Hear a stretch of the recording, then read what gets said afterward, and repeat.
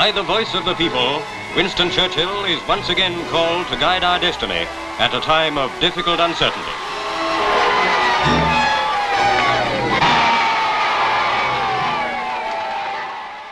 The calling of an early election in 1951 was not a surprise. Many had predicted that the Labour Party would have to call an early election following a result in 1950 which had reduced their majority from 145 seats in 1945 to just 5.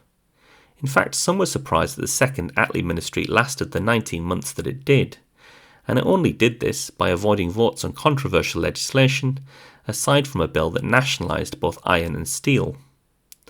The election in 1951 would pit Clement Attlee's Labour Party against Winston Churchill's Conservative Party for the third time in a row, and the outcome would again give Labour the most votes, but this would result in a working majority of 17 seats for the Conservative Party, bringing Winston Churchill back to power at the age of 76 and not in good health. Attlee called the election on the 5th of October 1951, with the most recent Gallup poll showing Labour 7 percentage points behind the Conservative Party, and Labour went into the campaign with an election message that defended Labour's record in government and warned of what electing a Conservative government would bring, but which failed to set out a clear vision for the future. In their election manifesto they argued, quote, "Today, after 6 years of Labour rule, and in spite of post-war difficulties, the standard of living of the vast majority of people is higher than ever it was in the days of Tory rule. Never have the old folk been better cared for, never have we had so happy and healthy a young generation as we see in Britain today. Welfare at home, peace abroad, with a constant striving for international cooperation. This is Labour's aim. The Tories, with their dark past full of bitter memories for so many of our people, promise no light for the future.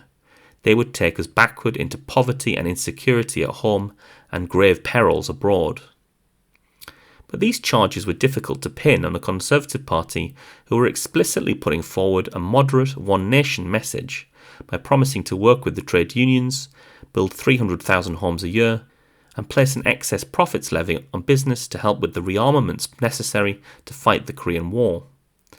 Their election manifesto ended by saying, quote, "The Conservative and Unionist Party stands not for any section of the people, but for all. In this spirit we will do our utmost to grapple with the increasing difficulties into which our country has been plunged." Labour went into the campaign divided by the introduction of charges for optical and dental treatment, which had caused Bevan and Harold Wilson to resign. They were also a party weakened by the loss of Ernest Bevan, who resigned due to ill health, and Stafford Cripps, who died in 1951. And if this wasn't bad enough, the government was faced with a balance of payments crisis in the summer of 1951, rising inflation, and rising tensions with Iran due to their nationalisation of the company we now know as British Petroleum. In these circumstances, at least in hindsight, it's surprising that the Conservatives didn't romp home. As it was, the sabre-rattling of Churchill during the campaign probably didn't help the Conservative Party, with the left-leaning Daily Mirror newspaper putting the issue on their front page with the headline, "Whose finger is on the trigger?", which served to highlight to voters the dangers of electing a Conservative government led by Winston Churchill. In the end, the outcome was that Labour were out of office, despite winning more votes than the Conservatives, and this would prove to be a turning point in British politics, as Labour would be out of office now for another 13 years, until the election of Harold Wilson in 1964.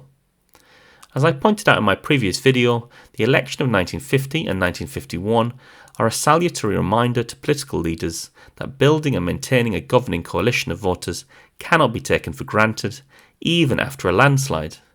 And this lesson is doubly true today, as voters in 1951 were far more partisan in their attachments to political parties than the fickle electorate of today.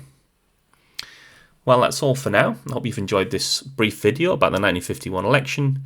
If you like this video, please do like and subscribe, and maybe think about checking out some of my other videos. For now, goodbye and best wishes.